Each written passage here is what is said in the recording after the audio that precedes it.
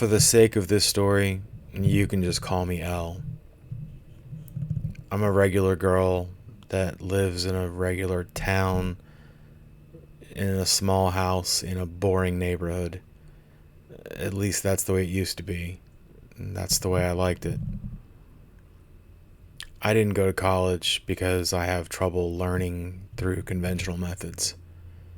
Have you ever heard a professor deliver a speech?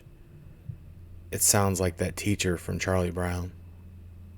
So that being said, I work shifts at a restaurant down the street from my house.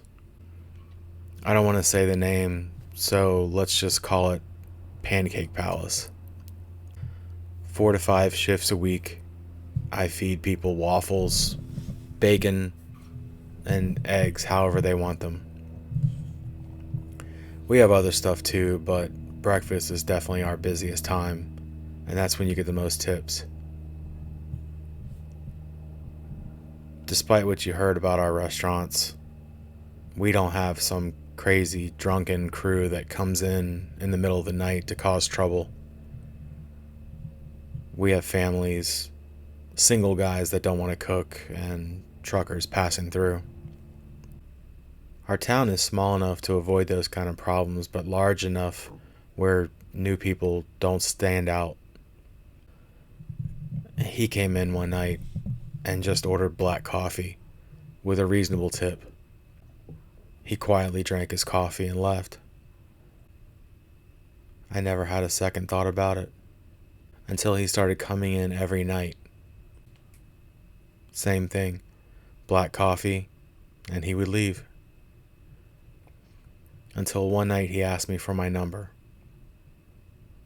That's when I told him that I wasn't really interested in being contacted by anyone for any particular reason. I thanked him, topped off his coffee, and went back to work. That's when the staring began. He would come in and order his coffee, but I could feel his eyes on me the entire time he was there. It made me uncomfortable. So I went and talked to my manager. And as I expected, the response was, well, he isn't really doing anything wrong, so it's not like I can kick him out.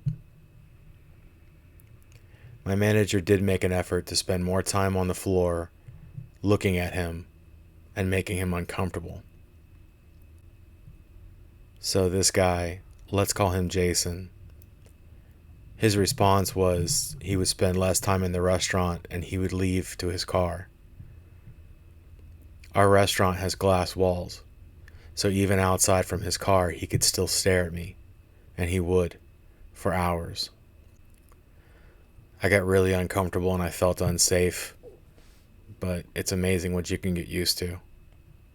My coworkers would walk me to my car after my shift, but he was never there. He always left before I got off. One night after work, I got home and keyed in my front door. There was a note on the floor. It had been dropped in my mail slot. When I read it, my blood ran cold. It just said, "Hi," signed, Black Coffee. Jason knew where I lived. He must have followed me home from work one day. I quickly locked the door and looked out the mini blinds, trying to see if anyone was out there. There was no one. This would go on for weeks.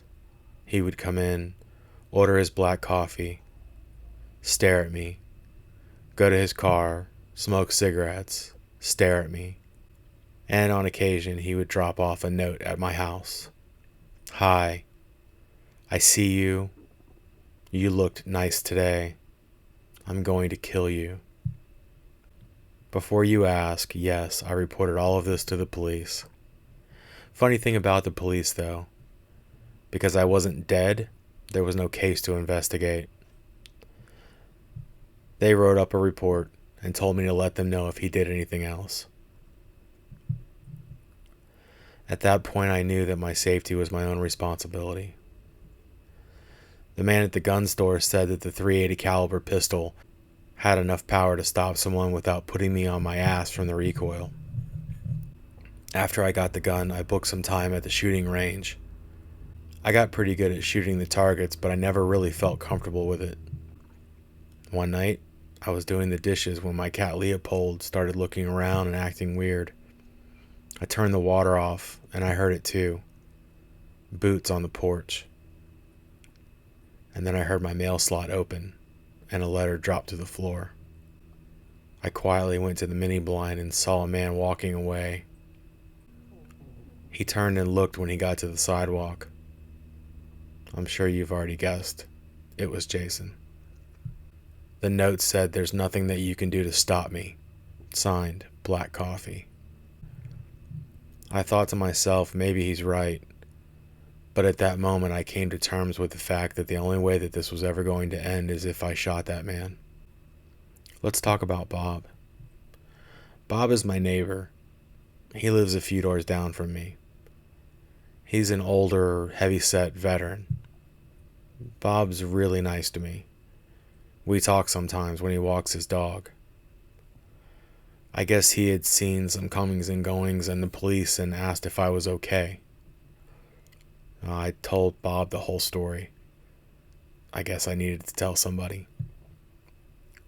Bob gave me his phone number and said that if I ever needed his help, to give him a call, and he would come by. One night I was sitting on the couch reading a book, just trying to be normal, and I heard it. I heard the boots on the sidewalk, up on the porch. I heard my mail slot open and a letter drop. But it was different this time. He kept opening the mail slot and letting it shut over and over again. It was annoying and terrifying at the same time. I ran upstairs to get my pistol.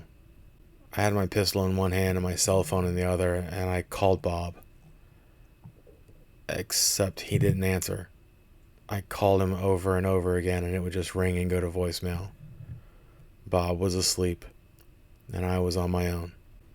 Meanwhile, for the next 2 hours, Jason would walk around the outside of the house, jiggle doorknobs, check windows, anything he could do to try to get inside. No, I didn't call the police. In the past, the police have been useless. He's always gone by the time they get here, and there's nothing they can do. Last time they were here, they insinuated that the notes might be from me, like I was writing them myself. So after about an hour of silence, I figured that Jason must have gotten bored, and he was done for the night. So I laid down on my couch, gun in hand, trying to get some sleep. I don't know how long I was asleep. All I remember is that I woke up to a crash. It was my front entrance. I woke up to a dark figure standing in my front entrance with a weapon of some kind. Maybe it was a baseball bat. I was half asleep and confused. I was tired of the harassment, tired of the stalking, tired of being afraid, and I was tired of black coffee. I aimed my gun, closed my eyes, and fired 3 shots. All 3 shots hit Jason, one of them right in the heart. I guess my time at the range had done me well. I jumped up to flip on a light and I heard my name. L. I had shot Bob 3 times. He woke up in a panic when he saw my missed calls. He ran down the street with a baseball bat, used the key that I gave him, and burst in the front door. He was there to rescue me. Thinking it was Jason, I fired on him. After Bob groaned my name, he died in a pool of blood right there in my living room. That night I spent hours at the police station. A 2-month investigation went on that would eventually clear my name and deem the shooting an accident. Jason was never found, and no charges were ever brought against him. I've also never seen him since then. But he's still out there. Maybe he's doing what he did to me to some other girl, or maybe he's waiting on the heat to die down so he can come back. At the end of the investigation, I was given a box of belongings from my home that the police deemed as evidence. One of the things in that box was the letter that Jason had dropped in the door that night. It said, "Tonight is the night." Signed, Black Coffee. Rest in peace.